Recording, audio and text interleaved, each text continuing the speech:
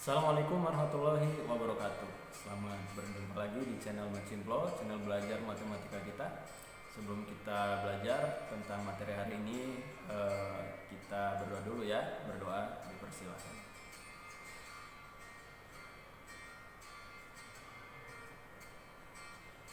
Baik, berdoa selesai.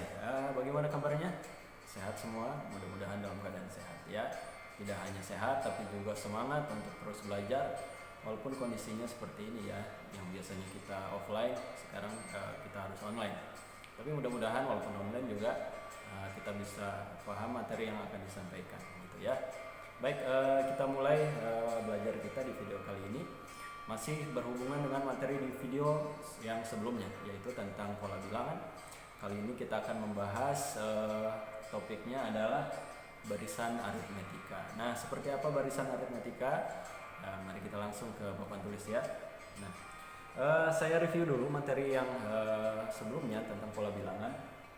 Waktu itu pernah ada soal jika ada bilangan 2, kemudian 5, 8, maka kelanjutannya bilangan berapa?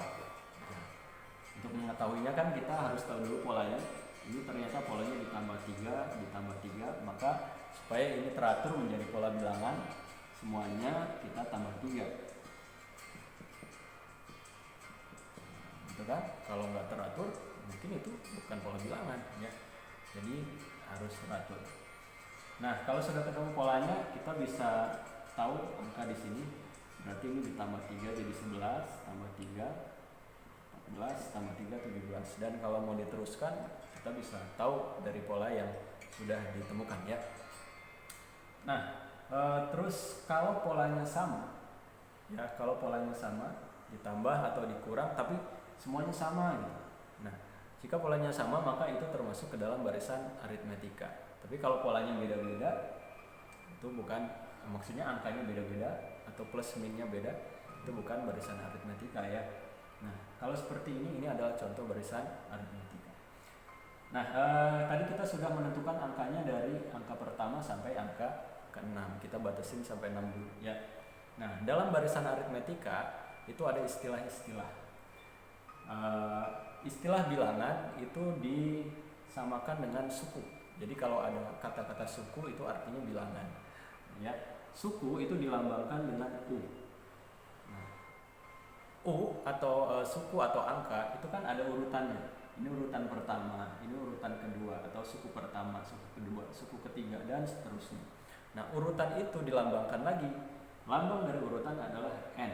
Nah, jadi kalau lambangnya UN digabung, ini artinya suku atau angka yang ada di urutan ke N. Urutan keberapa? Ya tergantung N-nya.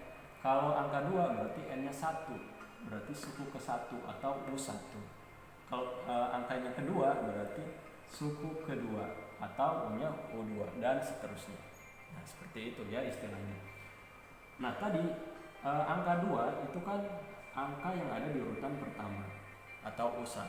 Nah, U1 biasanya dituliskan atau dilambangkan dengan lambang A. Nah, ya, jadi A itu nama lain dari U1. Nah, ini suku ke-1.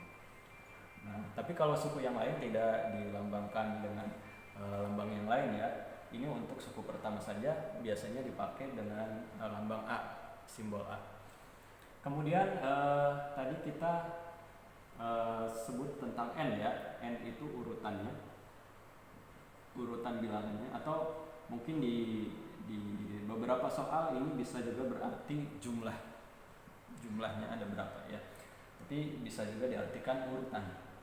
Nah, kemudian yang terakhir, angka tambah-tambah ini atau pola bilangan ini kalau di barisan aritmetika disebut juga dengan beda atau selisih.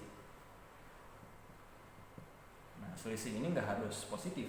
Kalau polanya naik, angkanya bertambah, itu naik ya polanya, maka B-nya itu positif. Tapi kalau polanya turun atau berkurang, nah nanti B-nya nilainya negatif.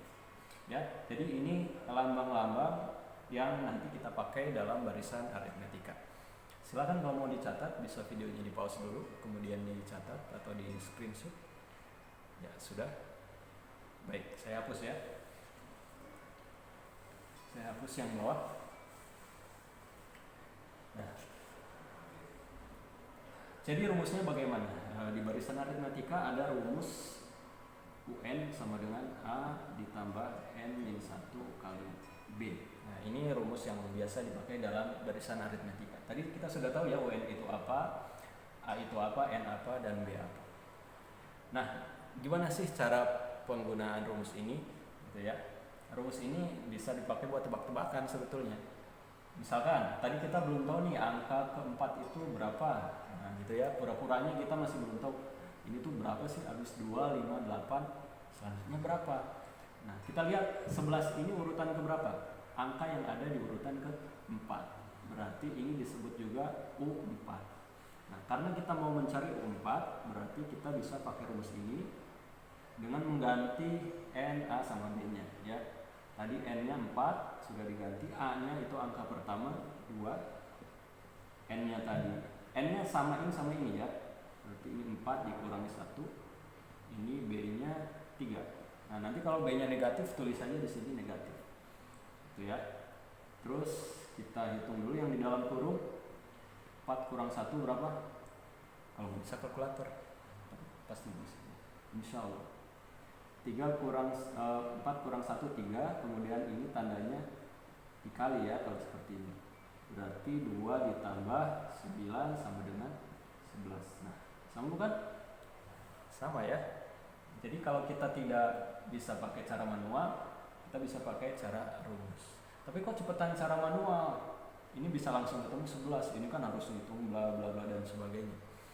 Kalau untuk menebak angka yang jaraknya dekat, oke lah kita bisa pakai cara manual. Tapi kalau yang ditanya misalkan U ke 100. Nah, ini U ke 100. Sampai sana ya jauhan. Nah, kalau U ke 100 kan lumayan kalau kita hitung pakai cara manual. Tambah 3 tambah 3. Habis waktunya. Nah, berarti kita bisa pakai rumus ini untuk mencari U ke 100. Nah, berarti ini N-nya diganti dengan 100 ya, karena kita mau cari angka yang urutan ke 100. Terus A-nya itu 2. Tadi N-nya sama ini 100. Kurangi 1, ini sudah rumusnya. B-nya dikali 3. Nah, ini seru ya hitung-hitung begini. Mengisi waktu luang. 100 kurang 1 99. Terus ini dikali 3 gitu ya. Berarti 2 ditambah 99 kali 3. Coba 100 kali 3. Ya betul, 300. 300 dikurangi 1 kali 3 3. Oh, 300 kurang 3 297. Berarti ditambah 2 hasilnya 299. Nah, inilah angka yang ada di urutan ke 100. Nanti kalau dihitung manual mau membuktikan silahkan, boleh ya ditambah sampai urutan yang ke 100. Sama atau tidak? Insya Allah hasilnya sama kalau kita ngitungnya teliti dan benar ya. Nah, seperti itu cara penggunaan rumus barisan aritmatika ya. Mudah-mudahan semuanya paham. Nanti kita akan melangkah ke materi berikutnya, mungkin insya Allah di video berikutnya ya. Sampai sini dulu materi kita kali ini, semoga bermanfaat. Terima kasih. Assalamualaikum warahmatullahi wabarakatuh.